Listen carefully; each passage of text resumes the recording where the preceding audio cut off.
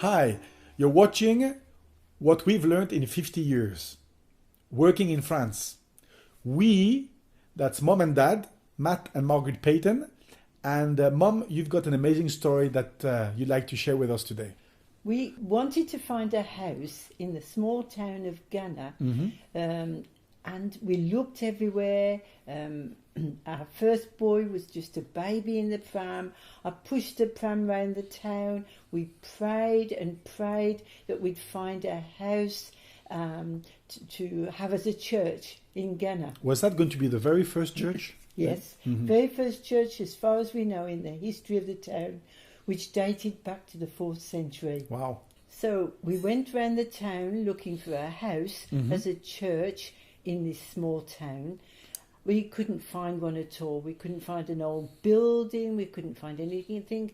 We knocked at doors of the house next door to an empty old house, and we asked the neighbours. We said, "Is this for sale?" No. And so one day we came across an empty house. We went to the neighbour. It looked very, very suitable, very, very old, very, very dilapidated. But we went to the neighbour and we said, "Do you know if this house is for sale?" "Oh, yes," she said. "It's for sale. It's been for sale for a long time. You'll find the owners not too far away." She gave us the address. So along we went to the neighbours. And so we asked this owner if the house was for sale. She said, "Oh, yes, it's been for sale a long time, but it's not me who's in charge, it's the mayor." And so we went along to the town hall. We found the mayor and we said to him, "Could we see this house in this street?" And he said, "Oh, yes." Said, "I've had this key a long while." Did he know that you were looking for a church? Yes, I suppose we told him what we wanted it for. So he said, "I'll get the key." And it was an old rusty key. He said, "Come along, we'll go and have a look at it now." So off we went with the mayor. And when he got there, he said, "Don't forget," he said, "I'll go before you because I want to break up all the cobwebs that are hanging down in all the rooms." So not many people had been living there for a long time. No, for a long, long time. So he said, "I'll go before you." And he said, "Anybody who wants to do this house up, well, they don't need to go to America for adventure because this will be adventure itself."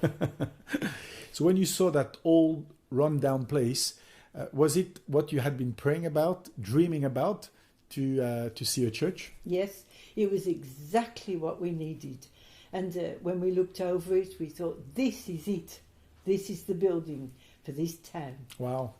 But we had a problem. We had no money to Yeah. buy it. All right. It was very, very cheap, but we had none at all. So we went to see those responsible for the mission in the centre of France, and they came along, had a look, and they said, "This is perfect, but we've got no money in the mission at all. So what could we do?" So you don't have any money, the mission doesn't have any money, so where do you get the money? Matt went along to a meeting, and he met this boy who'd been a drug addict, completely delivered. So he explained at the meeting what we'd seen, what we needed, and it's exactly what we needed in Ghana. So this boy said to him, "But if that's what you need and you've got no money, you just say, 'God, give me the money,' because we need it." He came back home late at night and he told me the story, what this boy had said, half laughing about it. So I said, "No, that's true. That's exactly what we must do." So from then on, every evening, we started to pray, and it went on most evenings till 1 o'clock in the morning, just asking God to give us the money. At the end of 1 month of prayer in this way, we were given as a gift this money to buy that house. Wow. So how did you feel when you saw for the first time people walking into this very, very first church you ever started in France? Well, it was absolutely wonderful to see the first meetings in that old building. Of course, we did have an opening meeting for everybody to come to, and that was an exciting time. Is that church still there today? Oh yes, it's still there, and they've had many different pastors, of course, since then, and it's still going on, and there's people coming along, and they have a social work into the town.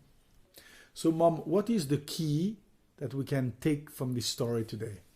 Well, the key is, of course, that God knows exactly what we need, and He'll provide according to our needs, and that was a great need, and He met it. Thank you, Mom, for that amazing story back in France.